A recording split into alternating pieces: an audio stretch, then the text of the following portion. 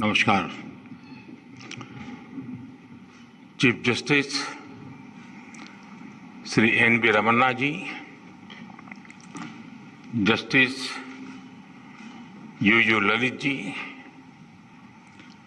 कानून मंत्री Shri Kiran Rijiju ji, justice D Y. Chandrachud ji, attorney general Shri K Venugopal ji, supreme court bar association के अध्यक्ष श्रीमान विकास सिंह जी और देश के न्याय व्यवस्था से जुड़े देवियों और सज्जनों, आज सुबह मैं विधायिका और कार्यपालिका के साथियों के साथ था और अब न्यायपालिका से जुड़े आप सभी विद्वानों के बीच में हूं। हम सभी की अलग अलग भूमिकाएं, अलग अलग जिम्मेदारियां और काम करने के तरीके भी अलग अलग हो सकते हैं, लेकिन हमारी आस्था, हमारी प्रेरणा, हमारी ऊर्जा का स्रोत एक ही है, हमारा संविधान। मुझे खुशी है कि आज हमारी ये सामूहिक भावना संविधान दिवस पर इस आयोजन के रूप में व्यक्त हो रही है।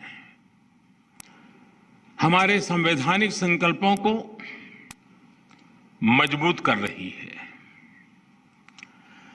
इस कार्य से जुड़े सभी लोग अभिनंदन के अधिकारी हैं। माननीय, आजादी के लिए जीने मरने वाले लोगों ने जो सपने देखे थे, उन सपनों के प्रकाश में और हजारों साल की भारत की महान परंपरा को संजोए हुए हमारे संविधान निर्माताओं ने हमें संविधान दिया। सैकड़ों वर्षों की गुलामी ने भारत को अनेक मुसीबतों में झोंक दिया था। किसी युग में सोने की चिड़िया कहा जाने वाला भारत गरीबी, भूखमरी, बीमारी से जूझ रहा था। इस पृष्ठभूमि में देश को आगे बढ़ाने में संविधान हमेशा हमारी मदद करता रहा है। लेकिन आज दुनिया के अन्य देशों की तुलना में देखें तो जो देश भारत के करीब करीब साथ ही आजाद हुए, वो आज हमसे काफी आगे हैं। यानी अभी बहुत कुछ किया जाना बाकी है। हमें मिलकर लक्ष्य तक पहुंचना है। हम सभी जानते हैं हमारे संविधान में इंक्लूजन पर कितना जोर दिया गया है, लेकिन यह भी सच्चाई रही है कि आजादी के इतने दशकों बाद भी बड़ी संख्या में देश के लोग एक्सक्लूजन को भोगने के लिए मजबूर रहे हैं।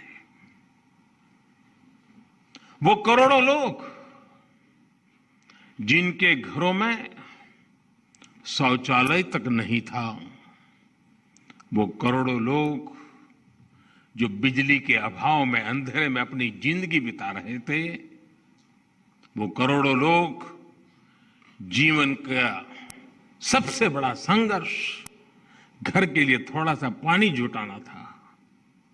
उनकी तकलीफ, उनका दर्द समझकर उनका जीवन आसान बनाने के लिए खुद को खपा देना मैं संविधान का असली सम्मान मानता हूं।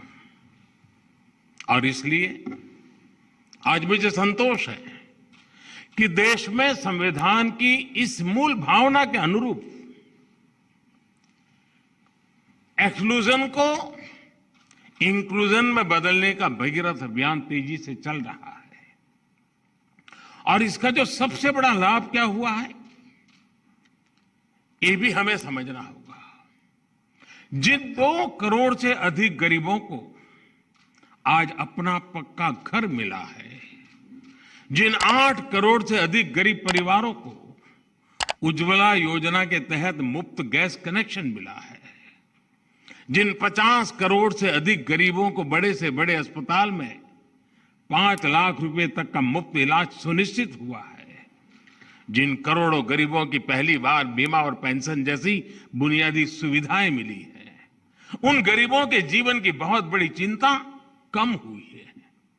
ये योजनाएं उनके लिए बड़ा संबल बनी है। इसी कोरोना काल में पिछले कई महीनों से 80 करोड़ से अधिक लोगों को मुफ्त अनाज सुनिश्चित किया जा रहा है। प्रधानमंत्री गरीब कल्याण अन्न योजना पर सरकार 2,60,000 करोड़ रुपए से अधिक खर्च करके गरीबों को मुफ्त अनाज दे रही है। अभी कल ही हमने इस योजना को अगले वर्ष मार्च महीने तक के लिए बढ़ा दिया है। हमारे जो डायरेक्टिव प्रिंसिपल्स हैं वो कहते हैं citizens, man and women equally have the right to an adequate means of livelihood. वो इसी भावना का ही तो प्रतिबिंब है। आप सभी ये मानेंगे कि जब देश का सामान्य मानवी,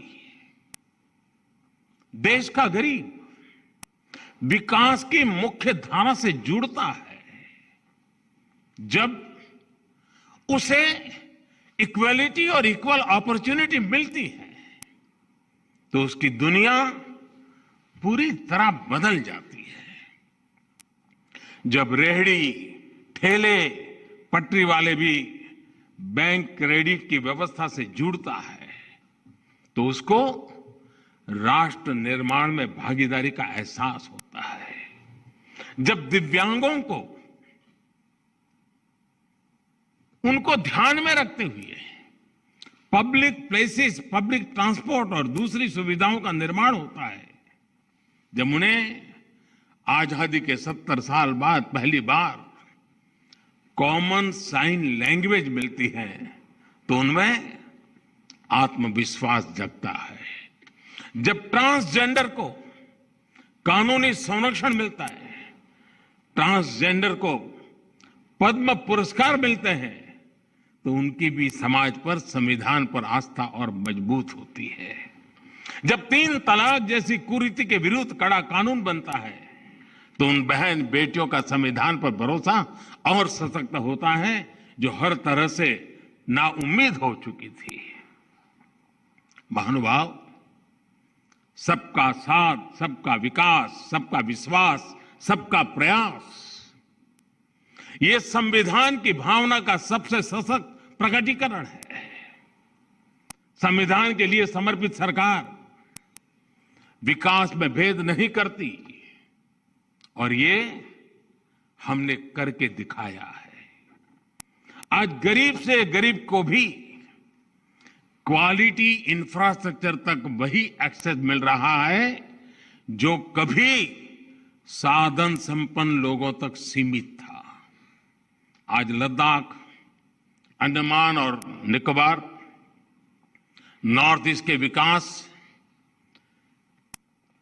इन सभी क्षेत्रों पर देश का उतना ही फोकस है जितना दिल्ली और मुंबई जैसे मेट्रो शहरों पर है। लेकिन इन सब के बीच मैं एक और बात की तरफ आपका ध्यान दिलाऊंगा। आपने भी जरूर अनुभव किया होगा कि जब सरकार किसी एक वर्ग के लिए, किसी एक छोटे से टुकड़े के लिए कुछ करती है, तो बड़ी उदारवादी कहलाती है। उसकी बड़ी प्रशंसा होती है कि उनके लिए कुछ किया। लेकिन मैं हैरान हूं, कभी कभी हम देखते हैं कोई सरकार एक आध राज्य के लिए कुछ कर ले, कुछ राज्य की भलाई का कोई काम कर दे तो भी वाहवाही हो जाती है। लेकिन जब सरकार सबके लिए करती है, हर नागरिक के लिए करती है, हर राज्य के लिए करती है, तो उसे उतना महत्व नहीं दिया जाता जिसका कभी कभी तो उसका जिक्र तक नहीं होता है। सरकार की योजनाओं से कैसे हर वर्ग का, हर राज्य का समान रूप से भला हो रहा है, इस पर उतना ध्यान नहीं दिया जाता है। पिछले 7 वर्षों में हमने बिना भेदभाव के, बिना पक्षपात के विकास के हर व्यक्ति, हर वर्ग और देश के हर कोने तक पहुंचाने का प्रयास किया है। इस साल 15 अगस्त को मैंने गरीब कल्याण से जुड़ी योजनाओं के सैचुरेशन की बात कही और इसके लिए हम मिशन मोड पर जुटे भी हैं। सर्वजन हिताय, सर्वजन सुखाय, इस मंत्र को लेकर के कार्य करने का हमारा प्रयास है। आज इससे देश की तस्वीर कैसे बदली है, ये हमें हाल के national family health survey report में भी दिखाई देता है। इस रिपोर्ट के बहुत से तथ्य इस बात को सिद्ध करते हैं कि जब नेक नियत के साथ काम किया जाए, सही दिशा में आगे बढ़ा जाए और सारी शक्ति जुटाकर लक्ष्य को प्राप्त करने का प्रयास किया जाए तो सुखद परिणाम अवश्य आते हैं। जेंडर इक्वालिटी की बात करें तो पुरुषों की तुलना में बेटियों की संख्या बढ़ रही है। गर्भवती महिलाओं को अस्पताल में डिलीवरी की ज्यादा अवसर उपलब्ध हो रहे हैं। इस वजह से माता मृत्यु दर, शिशु मृत्यु दर पर कम हो रही है। और भी बहुत सारे इंडिकेटर ऐसे हैं जिस पर हम एक देश के रूप में बहुत अच्छा कर रहे हैं। इन सभी इंडिकेटर्स में हर परसेंटेज पॉइंट की बढ़ोतरी सिर्फ एक आंकड़ा भर नहीं है, ये करोड़ों भारतीयों को मिल रहे उनके हक का प्रमाण है। ये बहुत आवश्यक है कि जन कल्याण से जुड़ी योजनाओं का पूरा लाभ लोगों को मिले, इंफ्रास्ट्रक्चर से जुड़ी परियोजनाओं समय पर पूरी हो। किसी भी कारण से हुई अनावश्यक देरी नागरिक को उसके हक से वंचित रखती है। मैं गुजरात का रहने वाला हूं तो मैं सरदार सरोवर डैम का उदाहरण देना चाहता हूं। सरदार वल्लभ भाई पटेल ने मां नर्मदा पर इस तरह के डैम का सपना देखा था। पंडित नेहरू ने इसका शिलान्यास किया था, लेकिन ये परियोजना दशकों तक अपप्रचार में फंसी रही, पर्यावरण के नाम पर चले आंदोलन में फंसी रही, न्यायालय तक इसमें निर्णय लेने में हिचकिचाते रहे। वर्ल्ड बैंक ने भी इसके लिए पैसे देने से मना कर दिया था, लेकिन उसी नर्मदा के पानी से कच्छ में जो विकास हुआ, विकास का कार्य हुआ, आज हिंदुस्तान के तेज गति से आगे बढ़ रहे डिस्ट्रिक्ट में कच्छ जिला है। कच्छ को इस एक प्रकार के रेगिस्तान जैसा इलाका, तेज गति से विकसित होने वाले क्षेत्रों में उसकी जगह बन गई है। कभी रेगिस्तान के रूप में जाने जाने वाला कच्छ, पलायन के लिए पहचान जाने वाला कच्छ, आज एग्रो एक्सपोर्ट की वजह से अपनी पहचान बना रहा है। इससे बड़ा ग्रीन अवार्ड और क्या हो सकता है? माननीय भारत के लिए और विश्व के अनेक देशों के लिए, हमारी अनेक पीढ़ियों के लिए उपनिवेशवाद, कॉलोनियलिज्म, उपनिवेशवाद की बेड़ियों में जकड़े हुए जीना एक मजबूरी थी। भारत की आजादी के समय से पूरे विश्व में एक पोस्ट कॉलोनियल कालखंड की शुरुआत हुई। अनेकों देश आजाद हुए। आज पूरे विश्व में कोई भी ऐसा देश नहीं है जो प्रकट रूप से किसी अन्य देश के उपनिवेश के रूप में एग्जिस्ट करता है। लेकिन इसका मतलब यह नहीं है कि उपनिवेशवादी मानसिकता, कॉलोनियल माइंडसेट समाप्त हो गया है। हम देख रहे हैं कि हम मानसिकता अनेक विकृतियों को जन्म दे रही है।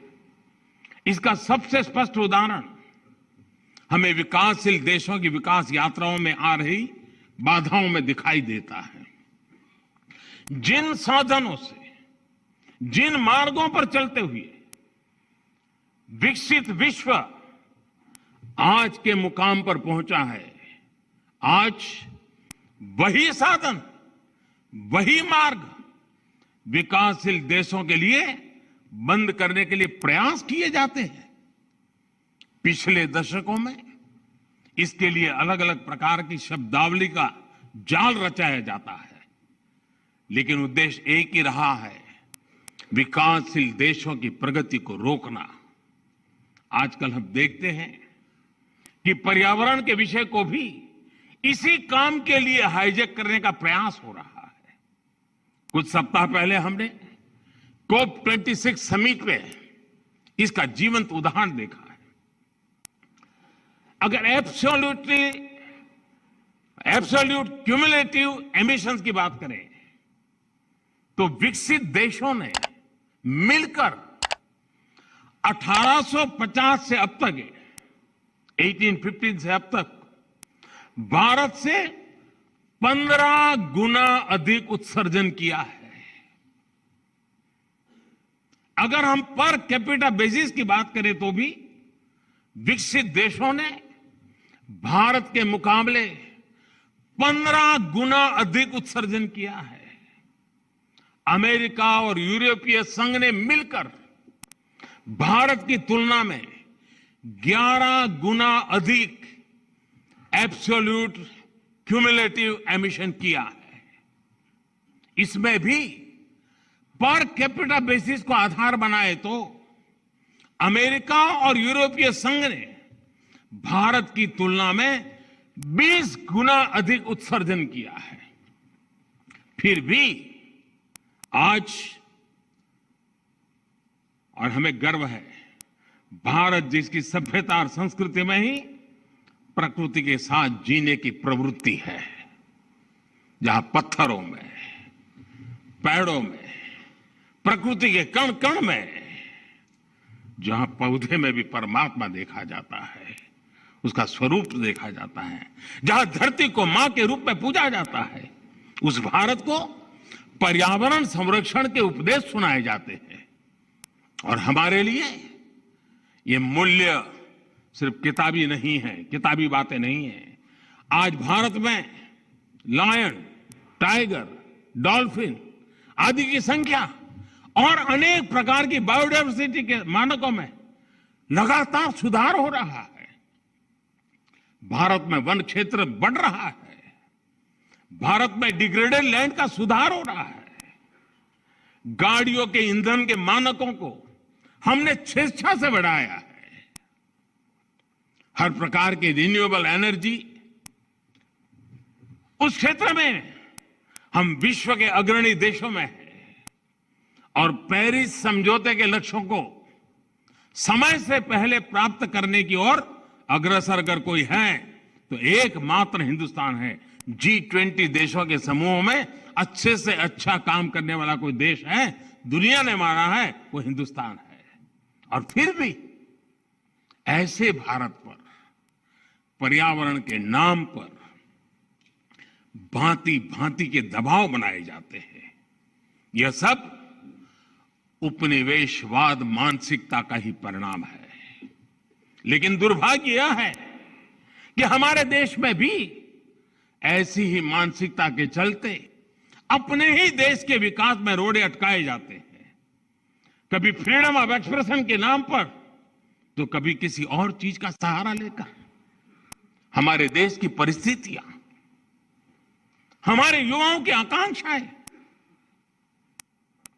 सपनों को बिना जाने समझे बहुत सी बार दूसरे देशों के बेंचमार्क पर भारत को तोलने का प्रयास होता है और इसकी आड़ में विकास के रास्ते बंद करने की कोशिश होती है। इसका नुकसान ये जो करते हैं ऐसे लोगों को भुगतना नहीं पड़ता है। इसका नुकसान भुगतना पड़ता है उस मां को जिसका बच्चा बिजली प्लांट स्थापित न होने के कारण पढ़ नहीं पाता। इसका नुकसान भुगतना पड़ता है उस पिता को जो रुके हुए सड़क प्रोजेक्ट के कारण अपनी संतान को समय पर अस्पताल नहीं पहुंचा पाता। इसका नुकसान भुगतना पड़ता है उस मध्यम वर्गीय परिवार को जिसके लिए आधुनिक जीवन की सुविधाएं पर्यावरण के नाम पर उसकी आमदनी से बाहर पहुंचा दी गई। इस कॉलोनियल माइंडसेट की वजह से भारत जैसे देश में, विकास के लिए प्रयास कर रहे देश में करोड़ों आशाएं टूटती हैं, आकांक्षाएं दम तोड़ती है। आजादी के आंदोलन में जो संकल्प शक्ति पैदा हुई उसे और अधिक मजबूत करने में ये कॉलोनियल माइंडसेट बहुत बड़ी बाधा है। हमें इसे दूर करना ही होगा और इसके लिए हमारी सबसे बड़ी शक्ति, हमारा सबसे बड़ा प्रेरणा स्रोत हमारा संविधान ही है। माननीय सरकार और न्यायपालिका दोनों का ही जन्म संविधान की कोख से हुआ है, इसलिए दोनों ही जुड़वा संतानें हैं। संविधान की वजह से ही ये दोनों अस्तित्व में आए हैं। इसलिए व्यापक दृष्टिकोण से देखें तो अलग अलग होने के बाद भी दोनों एक दूसरे के पूरक हैं। हमारे यहां शास्त्रों में भी कहा गया है, ऐक्यम बलम सामंजस्य, ऐक्यम बलम समाजस्य,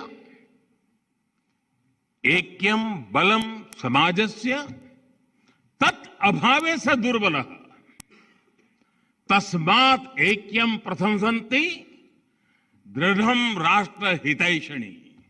अर्थात किसी समाज की, देश की ताकत उसकी एकता और एकजुट प्रयासों में होती है। इसलिए जो मजबूत राष्ट्र के हितैषी होते हैं वो एकता की प्रशंसा करते हैं, उस पर जोर देते हैं। राष्ट्र के हितों को सर्वोपरि रखते हुए ही यही एकता देश की हर संस्था के प्रयासों में होनी चाहिए। आज जब देश अमृत काल में अपने लिए असाधारण लक्ष्य तय कर रहा है, दशकों पुरानी समस्याओं के समाधान तलाश कर नए भविष्य के लिए संकल्प ले रहा है, तो ये सिद्धि सबके साथ से ही पूरी होगी। इसलिए देश ने आने वाले 25 सालों के लिए, जब देश आजादी की शताब्दी मनाता होगा, और इसलिए सबका प्रयास, इसका देश ने आह्वान किया है। निश्चित तौर पर इस आह्वान में एक बड़ी भूमिका जुडिशरी की भी है। महोदय, हमारी चर्चा में बिना भूले हुए एक बात लगातार सुनने को आती है, बार बार उसे दोहराया जाता है, सेपरेशन ऑफ पावर।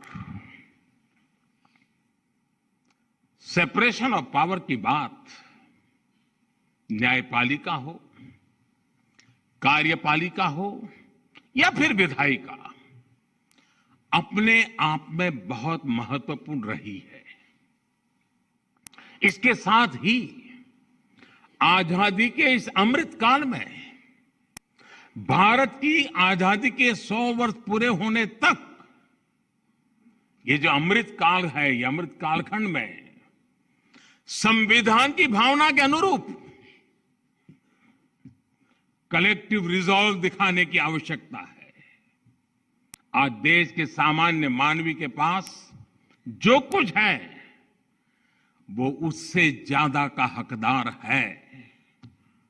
जब हम देश की आजादी की शताब्दी मनाएंगे उस समय का भारत कैसा होगा, इसके लिए हमें आज ही काम करना है। इसलिए देश की उसकी आकांक्षाओं को पूरा करने के लिए कलेक्टिव रिस्पॉन्सिबिलिटी के साथ चलना बहुत जरूरी है। सेपरेशन ऑफ पावर के मजबूत अधिष्ठान पर हमें कलेक्टिव रिस्पॉन्सिबिलिटी का मार्ग निर्धारित करना है, रोड मैप बनाना है, लक्ष्य तय करने हैं और मंजिल तक देश को पहुंचाना है। माननीय, कोरोना काल ने जस्टिस डिलीवरी में टेक्नोलॉजी के इस्तेमाल को लेकर नया भरोसा पैदा किया है। डिजिटल इंडिया के मेगा मिशन में न्यायपालिका की सहभागिता है। 18,000 से ज्यादा कोर्ट्स का कंप्यूटराइज होना, 98% कोर्ट कॉम्प्लेक्स का वाइड एरिया नेटवर्क से जुड़ जाना, रियल टाइम में जुडिशियल डेटा ट्रांसमिशन के लिए नेशनल जुडिशियल डेटा ग्रिड का फंक्शनल होना, ई कोर्ट प्लेटफॉर्म का लाखों लोगों तक पहुंचना, ये बताता है कि आज टेक्नोलॉजी हमारे जस्टिस सिस्टम की कितनी बड़ी ताकत बन चुकी है। और आने वाले समय में हम एक एडवांस जुडिशरी को काम करते हुए देखेंगे। समय परिवर्तनीय है, दुनिया बदलती रहती है, लेकिन ये बदलाव मानवता के लिए इवोल्यूशन का जरिया बने हैं। ऐसा इसलिए क्योंकि मानवता ने इन बदलावों को स्वीकार किया और साथ ही मानवीय मूल्यों को शाश्वत बनाए रखा। न्याय की अवधारणा इन मानवीय मूल्यों का सबसे परिष्कृत विचार है और संविधान न्याय की इस अवधारणा की सबसे परिष्कृत व्यवस्था है। इस व्यवस्था को गतिशील और प्रगतिशील बनाए रखने का दायित्व हम सभी पर है। अपनी इन भूमिकाओं का निर्वाह हम सब पूरी निष्ठा से करेंगे और आजादी के 100 साल से पहले एक नए भारत का सपना पूरा होगा।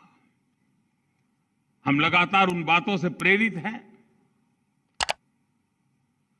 जिस बात के लिए हम गर्व करते हैं, और वो मंत्र हमारे लिए हैं संगच्छध्वम संवदवदम संवो मनासानि जानताम। हमारे लक्ष्य समान हो, हमारे मन समान हो और हम साथ मिलकर उन लक्ष्यों को प्राप्त करें। इसी भावना के साथ मैं आज संविधान दिवस के इस पवित्र माहौल में आप सबको, देशवासियों को भी अनेक अनेक शुभकामनाएं देते हुए मेरी बात को समाप्त करता हूं। फिर एक बार आप सबको बहुत बहुत बधाई, धन्यवाद।